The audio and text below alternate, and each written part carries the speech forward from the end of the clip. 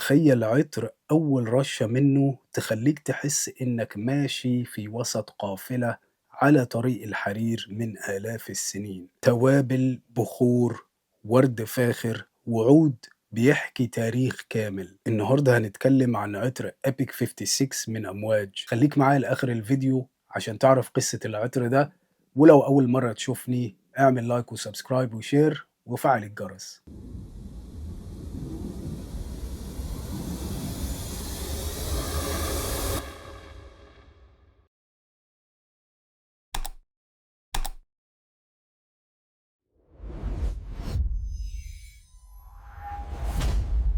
السلام عليكم. أنا كهاوي عطور كنت متحمس جدا إني أجرب عطر أبيك 56 من أمواج. البراند طبعا غني عن التعريف، مليان عطور غريبة مليئة بالطابع الشرقي، وعطر أبيك 56 مستوحى من طريق الحرير القديم اللي كان بيربط بالصين إلى الشرق الأوسط من آلاف السنين، وده مخليه خليط ساحر من التاريخ، الثقافة، وفن صناعة العطور. أبيك 56 هو إصدار 2021 بتوقيع سيسيل زاروخيان. عطر أبيك 56 نزل سنة 2021، وده النسخة المركزة لعطر أبيك وومن، والعطر ده بتوقيع العطارة الشهيرة سيسيل زاروخيان.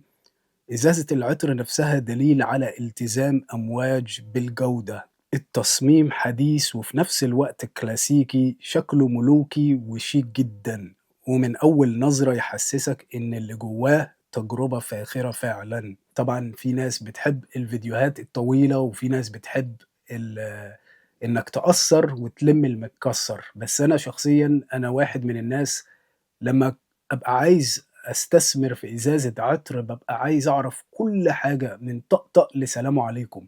فعشان كده آسف على الإطالة، وندخل على مكونات العطر حسب موقع أمواج. افتتاحية عطر أبيك 56: عندك الكمون، القرفة، والفلفل الوردي. وفي قلب العطر عندك الورد، إبرة الراعي، وشاي الياسمين. وفي قاعدة العطر في العنبر، المسك، العود، اللبان، خشب الجايك، جذور زهرة السوسن، الصندل، باتشولي، وفانيليا. وطبعا انتوا عارفين لو عندكم اي خبرة مع سيسيل زاروخيان هتعرف على طول ان عطورها دايما بيبقى في القاعدة، اغلبها على الاقل اللي انا جربتهم فانيليا، يعني غامقة كثيفة، خصوصا العطور الشرقية اللي هي بتعملها. أبيك 56 من أمواج. عايز أوريكم بس عشان العطر ده كثيف جدا عامل زي الزيت، فعايز أوريكم على الكاميرا الزيت.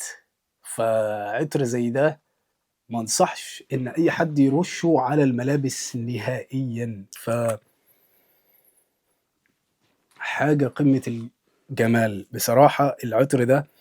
على فكرة أنا جربت أبيك وومن قبل كده، وأبيك وومن برضو في رأيي عطر يونيسكس مع إنه نزل في الإزازة اللي هي النسائية. فافتتاحية عطر أبيك 56 بيفتح معاك كده بخليط حيوي وجذاب من التوابل والنوتات العطرية. عندك القرفة، الفلفل الوردي، والكمون واضحين جدا بس متوازنين. يعني في بعض العطور أنا بشم فيها ريحة الكمون مش ولا بد صراحة، بس هنا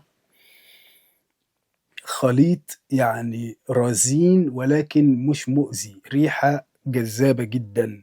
فالإعصار التبلي ده بحسه كده بيدي دفء وترحيب في افتتاحية العطر. وعلى فكرة لو ما بتحبش التوابل العطر ده مش ليك، لأن العطر ده أداؤه جبار. فحتة التوابل دي هتقعد معاك على الأقل ساعة. ف... فلازم تجرب قبل ما تستثمر في الإزازة دي. بس الخليط ده يا جماعة جذاب جدا.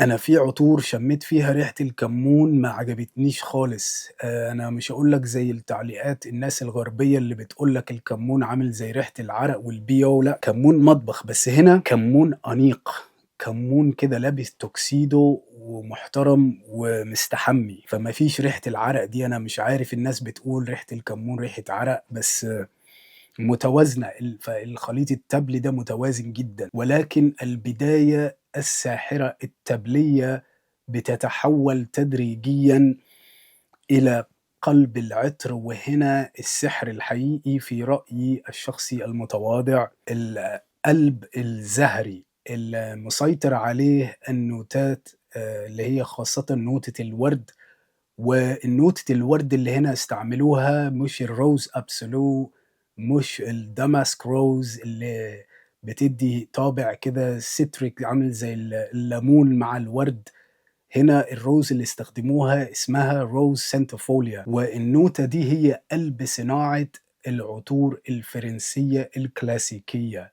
فسيسيل عندك هنا كأنها بتعمل هوماج أو بتقدر صناع العطور الكلاسيكيين زي إدمان رودنسكا، جان كلود إلينا، الأساطير اللي كانوا شغالين في هيرمز وديور والبيوت العطرية، دايما كانوا بيستخدموا الروز سنتيفوليا اللي هي ليها كده طابع أنعم وكريمي وباودري إلى حد ما، وبتدي إيحاء كده للشاي. نوتة كلاسيكية مش معروفة في العطور الشرقية، ولكن في التوليفة دي بجوار الشاي اللي هو الياسمين، يعني عاملين مساندة كده لبعض ويعملوا النوتة بتبقى تحسها كثيفة. فنوتة الشاي بالورد والياسمين يعني حاجة عايز أشربها بصراحة، بس مش جورماند، ريحة قمة الجمال. فظهور شاي الياسمين مع إبرة الراعي بيدي للعطر ده توازن مثالي من البداية التبلية الشرسة. ووسط العطر على فكرة هيقعد معاك فترة طويلة جدا، ومع استقرار العطر بعد عدة ساعات على الجلد بتبدأ تظهر النوتات اللي في القاعدة، ودي بتثبت الريحة في دفء عميق وغني. خليط العود، البخور، الباتشولي والفانيليا فاخر جدا وملفوف، وده بيخلق إحساس بالعمق والغموض. والقاعدة هنا على فكرة مش أساس، إنما هي بحسها روح العطر ده فعلا. عطر أبيك 56 عنده ثبات وفوحان فوق الممتاز على جسمي، قعد أكتر من 11-12 ساعة، وجه واحد زميلي بعد 8 ساعات، يعني رشيت العطر ده قبل صلاة الفجر كده على الساعة 6 الصبح، الساعة 4 ونص بنصلي المغرب دخلت على الأوضة البراير روم، فالراجل ده بيقول لي إيه الريحة اللي أنت حاططها دي ريحة جميلة جدا. فما أقدرش أقول لك إن أنا كنت شامم العطر ده ساعتها، مع إني كنت لسه طالع متودي وغاسل إيدي وبتاع، بس رشيت يوميها 6 رشات. فكنت بجرب الأداء بتاع العطر، فرشيت 6 مرات على رقبتي من ورا وهنا وقدام. فبعد يمكن 4-5 ساعات ما كنتش شامه، بس كل ما اتحرك بتجيلي كده هوا كده فيه ريحة عطر أبيك 56. ومع ذلك أنا ما جربتش أرشه على حد تاني، فعشان أعرف إيه الناس التانية بتشمه عليا. بس الراجل اللي سألني هو ملوش في العطور قوي، بس قال لي أنا شامم ريحة حلوة جدا، بس ما عرفش يوصفها. فالكلام ده يعني تخيل من 6 الصبح لحد 4 ونص، ودخلت على الأوضة جت معايا كده هوا أو هالة من عطر أبيك 56.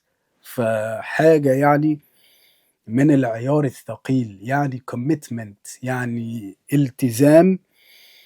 يعني العطر ده لو ما بتحبوش ما ترشوش، فلو ما بتحبوش عشان كده بقول يا جماعة لازم تجرب قبل ما تشتري. فلو ما بتحبش ريحة الكمون أو ريحة التوابل، ريحة الشاي بالياسمين، الورود، ومع إن العطر ده مش شبه أي عطر زهري شميته قبل كده خالص، حتى العطور الفرنسية الكلاسيكية القديمة ما مش شبههم خالص.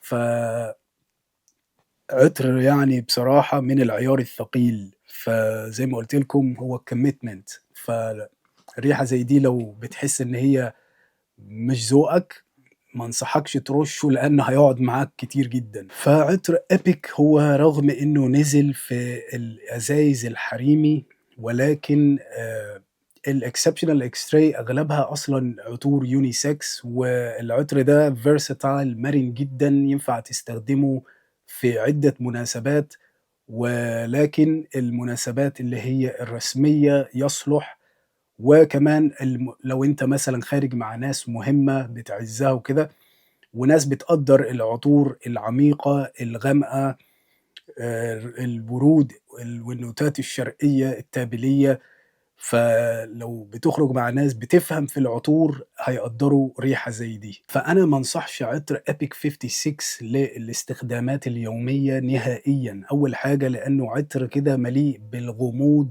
والهيبة، وريحة زهرية ولكن داكنة، ولا تصلح للاستخدام اليومي، وأدائها جبار، فريحة هتقعد معاك فوق ال12 ساعة، ولو حطيتها على الهدوم أكيد هتقعد أكتر.